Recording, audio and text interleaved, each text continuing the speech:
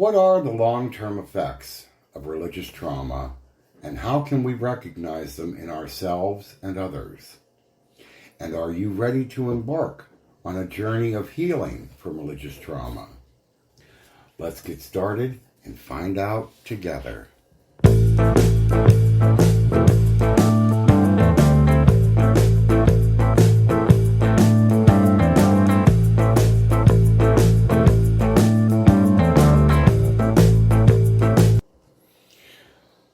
Welcome back, everyone, to the Joy Without Justification podcast. We are your one-stop spot for finding peace, purpose, and presence. No explanation is needed. I'm your host, Denny. And I'm Dan. So today, I'm going to be opening up about something deeply personal, and that's religious trauma syndrome. It's a term many might not be familiar with, but for those who've experienced it, the effects are life-changing. And we're not just talking about leaving a religion or losing faith. We're talking about lasting impact of fear, guilt, and control of your sense of self. Exactly. So in this episode, I'm going to share some of my journey through religious trauma syndrome, or RTS, and how it shaped me and what I've learned in the process. And if you've ever felt trapped by your past beliefs, you are not alone.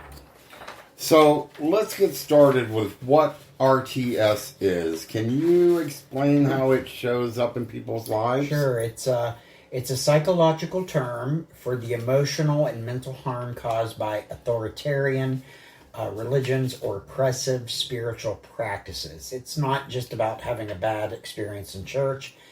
It's about how those experiences get under your skin and into your identity. So what kind of symptoms are we talking about? They vary. Anxiety, depression, low self-esteem, trust issues. It's a long list.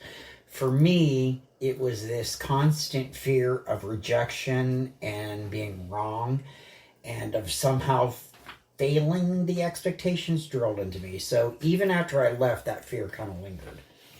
And it's not just about losing a belief system, it's about losing a part of yourself. Right? Exactly. So when your whole identity is tied up to a belief system, stepping away feels like losing the foundation of who you are.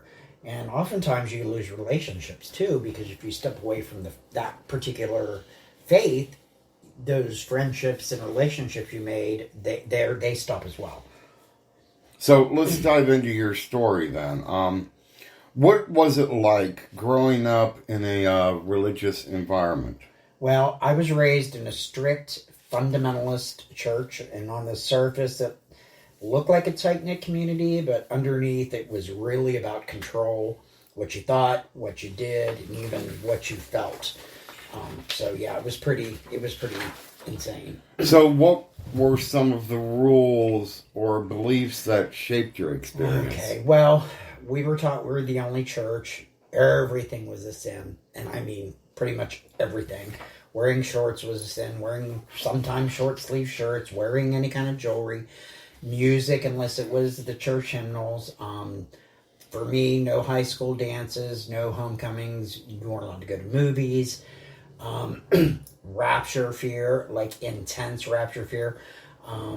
So, I remember being afraid, like, of any kind of nuclear disaster, because that's what they taught was going to usher in the rapture.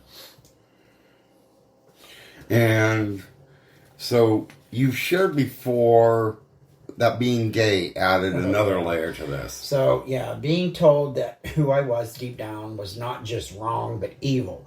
So, I mean, I was younger there. I was, not completely out. I was junior high and early high school, but I spent years trying to suppress who I was because, I thought I could pray it away. And when it wouldn't go away, I used to pray to God to just take my life because I couldn't stop those feelings. And if he just killed me, then I would be free from it. Oh. How did that affect your relationships? Well, I was terribly isolated. Technically, we weren't supposed to have friends unless they were part of the faith. And then being gay, I felt like I couldn't be honest with anyone. So I pushed people away because I was scared. They'd see the real me and reject me. And even now I catch myself, still kind of seeking validation. Like I need someone else to tell me I'm okay. So then that brings us to the big question. What are the long-term effects of religious trauma? Well, they can be different for everyone. But for me, I had a lot of anxiety. And even after leaving, I couldn't shake the feeling that I wasn't doing enough or being enough. PTSD, OCD. I mean, I had all that stuff, as you know, and it stays with you for a long time. What about guilt? Oh, God, yes. Guilt was like a shadow. And even now, I sometimes feel like I'm betraying my family or community by even speaking out about it. And trust issues. Let's just say that when the people who are supposed to guide you manipulate your emotions, trusting anyone becomes difficult, even yourself. So it sounds like it's also affected your sense of identity. Oh, absolutely. So I spent years trying to figure out who I was without the framework of my religion. What do I believe?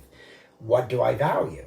And those are hard questions to answer when you've been told what to think for your whole life, or what you're allowed to think, what you're allowed to learn. Yeah. So how did you start to heal? The first step was admitting that I was hurt. And that sounds simple, but it's not easy when you've been taught to suppress your feelings and just trust God. So I had to give myself permission to feel, the anger, the sadness, and the loss. Well, I guess what everyone's probably wondering right now then, Dan, is what helped you move forward? Well, for me, it was a mix of things. And I'm 57 now, so, this has been a lifelong journey. Therapy was a huge part of it, especially with someone who understands RTS. I also turned to Zen philosophy.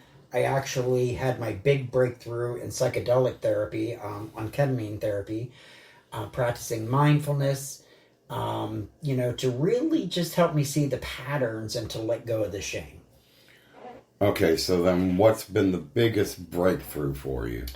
I guess realizing that I don't need to justify my existence, For so long I felt like I had to earn love, I had to earn peace, because in the church, let's face it, love is conditional. You have to act a certain way. You have to be a certain way to get the love. Now I'm learning to just be. Okay. So before we wrap up, let's leave our listeners with a question. What would your life look like if you let go of the guilt and the fear tied to your past beliefs? Yeah, now that's a powerful thought. Healing isn't about forgetting. It's about reclaiming your future. And if you're listening to this and feeling stuck, just know you are not alone, and it's never too late to find peace. I'm pushing 60 and I'm just now getting there. And we'd love to hear from you, our listeners, to share your story, your questions, or even the first step you've taken toward healing. And remember, healing is messy. It really is, but it's worth it. And you deserve joy, not because you've earned it, but because you're human. So thank you for joining us today. Join us next time when we will be discussing, oh my God, we got a long list here to follow. We will be discussing the effective communication and listening skills. Yes. So that's something a lot of us really need to practice on, is effective communication and listening. And even if you think you're a good listener and communicator, it's always good to really brush up on those skills, because you can always be better at it. It is, sure. and sometimes it's good on how to tune out. Sometimes it is. Absolutely. So until next time, everyone, take care of yourselves and peace out.